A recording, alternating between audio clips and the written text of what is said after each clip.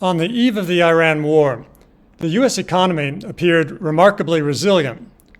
Growth was steady, unemployment was low, and asset prices were near record highs.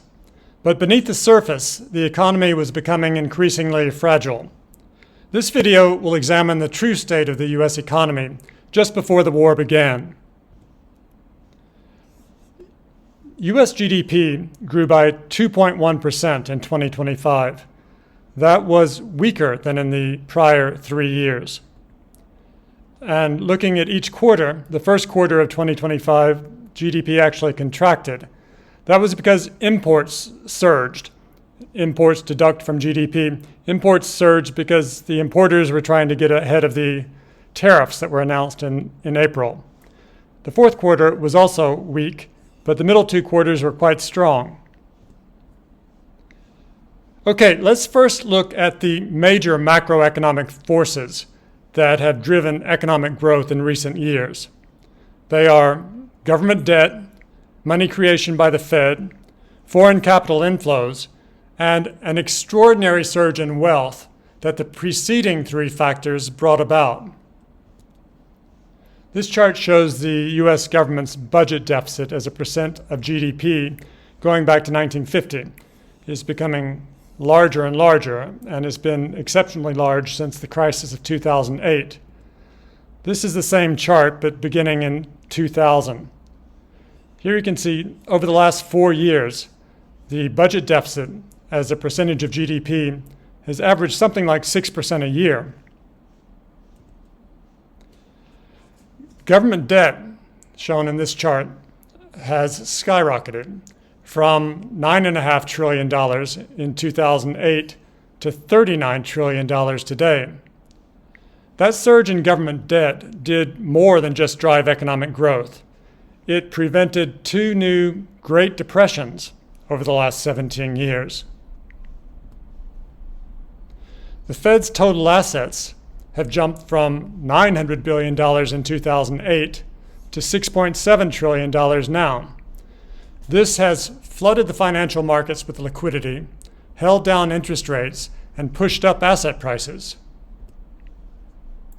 The U.S. current account deficit, which was nearly $1.2 trillion in 2025, has sent roughly $17 trillion overseas since 1980. Those dollars have boomeranged back into the United States as foreign capital inflows, because capital inflows are the mirror image of the current account deficit. That foreign money has pushed up asset prices in the U.S. All of these factors, surging government debt, massive liquidity injections by the Fed, and huge foreign capital inflows, have created astonishing amounts of wealth in the U.S. Household sector net worth, shown here, in other words, wealth, reached $184 trillion in 2025, an increase of $4.5 trillion from the end of 2024, an increase of $40 trillion from the end of 2022, and an increase of $123 trillion from the end of 2008. That means U.S. wealth has tripled during the last 17 years. This extraordinary surge in wealth has been the most important driver of economic growth in the U.S. in recent years. For many decades before the crisis of 2008, credit growth was the primary driver of economic growth.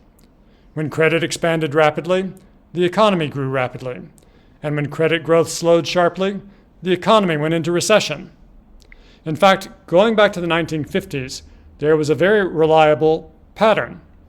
Whenever total credit adjusted for inflation grew by less than 2% a year, the economy went into recession. This chart shows total credit growth adjusted for inflation since 1952. Before the crisis of 2008, credit growth was consistently strong, often between 4% and 8% a year. And whenever it fell sharply, recessions followed.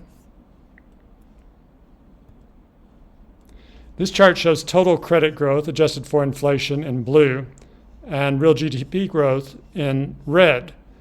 Between 1952 and 2009, all 9 times that credit grew by less than 2%, there was a recession. But since 2009, that pattern is no longer held. Total credit growth has frequently fallen below 2%, but the economy hasn't gone into recession, with the exception of the COVID period.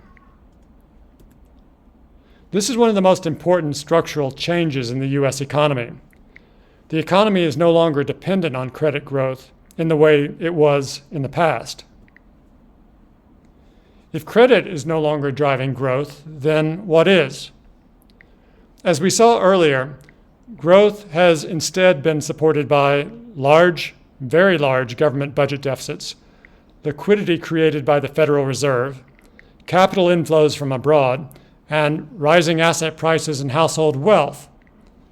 In other words, the U.S. economy has transitioned from credit-driven growth to policy-driven growth. 1 year ago, I was particularly worried that 3 of President Trump's policies would have a large negative impact on the economy. I'd like to discuss them here. They were plans to, 1, slash government spending by $1 to $2 trillion through DOGE.